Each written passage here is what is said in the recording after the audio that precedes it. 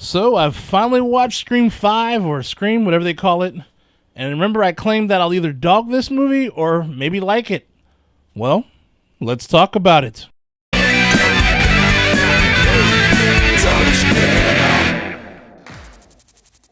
Now, I gotta eat some egg because I should have done my homework on this one. Man, the directors who did this film, Tyler Bennett and Matt Bettinelli Olpin. These dudes are responsible for a badass movie called Ready or Not, Southbound, and a segment from VHS. These guys are badass. So going into this, after knowing that, I was definitely more intrigued because originally I thought going into it I would go in with guns blazing, just ready to dog it out. But I gotta say, the movie was alright. It wasn't bad or great. It was somewhere in the middle. And I gotta say, my favorite parts for sure, because of the directors, the kills, man. Brutal kills for sure. The ghost killer was a shank master. Some more credit I'll give this movie is the OG crew took a bit of a back seat for this one, for the new blood. Sydney is not the main character in this one, but more of a supporting one. This character named Sam takes the lead, and her sister is the one who gets attacked in the opening scene. This movie is definitely self-aware and even makes fun of itself at times. Obviously, the writers knew that there would be some criticism of making another Scream movie, or in the movie itself, they call it Stab. There's a big tie-in to the original film into this one that I think fans will definitely enjoy. Pretty interesting stuff for sure. I think they sort of spoiled who the killer was in an earlier scene. I'm not saying it's exactly obvious, but it kind of surprised me when it happened. I wonder if anyone else was able to figure it out and know which actually scene I'm talking about. So overall, I have to say, if you're a fan of the franchise, you'll enjoy it.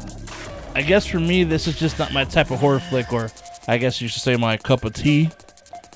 I didn't really find any of the characters interesting, and the story doesn't feel as fresh as the original did.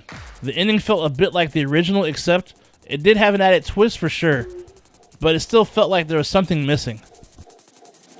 I won't spoil who it is though, but a pivotal character dies in this one, and that was a good one. I mean, plus, man, this one who dies got gutted like a fish.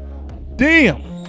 But hey, I gotta say this though, the good news is though, this movie was very successful in the box office opening this weekend with $34 million, which means we'll probably get another one, and they definitely planted the seeds for the possibility for more.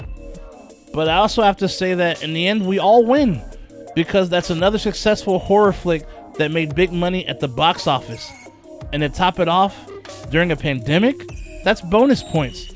This gives other horror movies a chance to make it on the big screen, and I'm always good with that. So yeah, it was a decent movie, and no, I didn't dog it as much as I thought I would. So there you go, that's Scream for you. Anyhow, that's all for today. Be sure to stab that like button and subscribe, because on the Don't Split Up channel, hell has never been so cool. Shay Nasty out. I'll see you soon. Would you steal a car? No. Would you steal a computer? No. Would you steal a purse? No. Would you steal a TV? No. Have you subscribed to the Don't Split Up channel yet? No. Viewing without subscribing is a dick move.